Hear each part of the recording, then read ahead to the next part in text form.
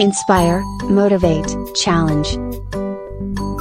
So now I want to talk about coaching. Okay. Right. So you do quite a lot of coaching. Okay. I see that you've done coaching for organizations and things like that. But I'd just like you to just tell us a little bit about that side of what you do. Like, what has been your experience like?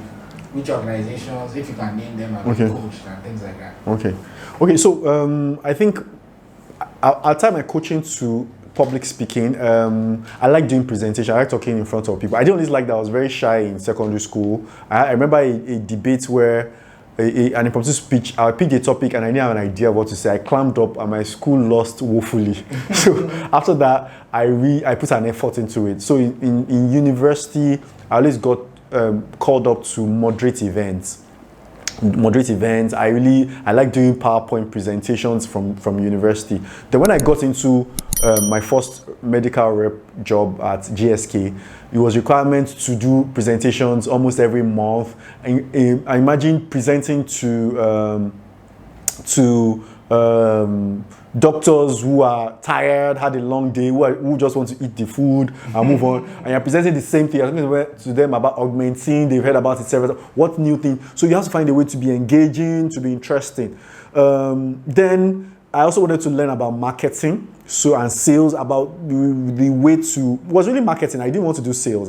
Marketing was interesting, branding, colors, and all those things, understanding the personality of a brand. So I started developing my skills in marketing and sales. I invested my money as salary, as a rep, as a youth corp, as an intern. I went to all these courses. Eventually, I did the last one at Chartered Institute of Marketing.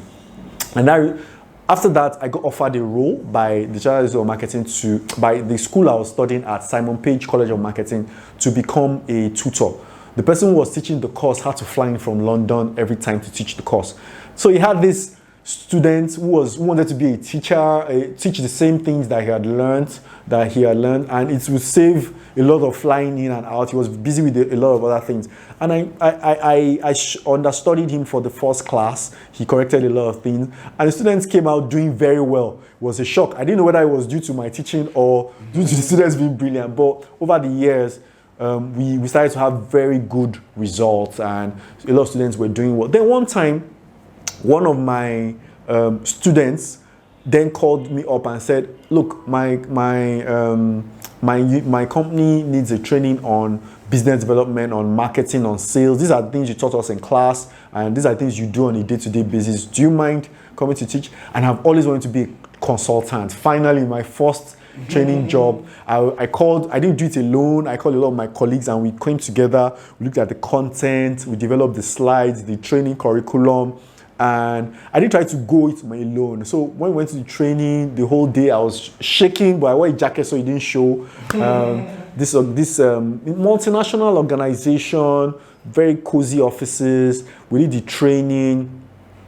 I'd registered the company before, and when I got my first paycheck for training, I said, wow, one day's training, my check was more than my salary for the month. I was like, this thing is serious, okay? And I enjoyed it, it gave me a lot of fulfillment, maybe even more than being a medical salesperson. And so I took it more seriously. We registered the brand, we put the word out there, put the content online. So for training is very based on referral, people seeing that you have social capital, that you've done this thing before, that you are a credible trainer. So we put this on social media. Another CEO saw it and said, spoke to someone that I need a trainer. Do you know someone that can train? And somebody mentioned my name.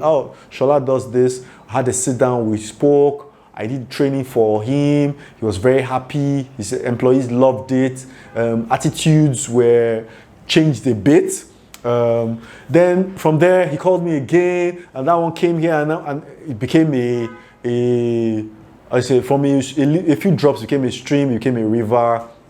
We had organizations we've trained more than once. Other training organizations call me up to come and train. I call other people, we form teams, and it's become something that I enjoy. Because of time constraints, I do it a couple of times a year, while I also teach several times a year at the College of Marketing, talk to brand managers, senior marketing people, advertising people about various concepts and topics. And it really broadened my mind, broadened my network, broadened my capabilities, act as a consultant. So that's been the journey so over 7 years of training and learning. And in 2021, COVID happened. The training industry went down because there were no in-person trainings. Training had to move online. So for some of my trainings, I had to move on. And it was a different dynamic. In class, you could move around, you could joke, you could look at people's body language. You can't do that online. Somebody might be frying granules, it might be in their boxers, sending their kids. Engagement is much lower online, and I wasn't satisfied with the outcomes I had. The students were not satisfied as they were in person. So I knew something had to change. So I then upskilled again. So it's very important as a training person, as a learning person, you must be a learner yourself. You must continue to develop your skills yourself. So I have courses I've lined up I want to go for. So I heard about the IFC, International Finance Corporation, Learning Performance Institute, where they're trying to standardize the industry, the training industry, and they have different levels of trainers, assessors, master trainers, and they give you capability to train in person and online and ensure your participants have the best outcome. They truly learn. So I enrolled for that. It was tasking, and today I'm an IFC ILPI certified trainer. All right, so that's the journey as of today. Okay, fantastic. So, I mean, did you say the core of your training is marketing? Yes, most of my trainings are around customer development, business development, sales, and marketing. Really about the commercial end of things. Okay, sales, consumer behavior, customer behavior. Customer service, sales, marketing, digital marketing. Those are the core areas that I train in currently.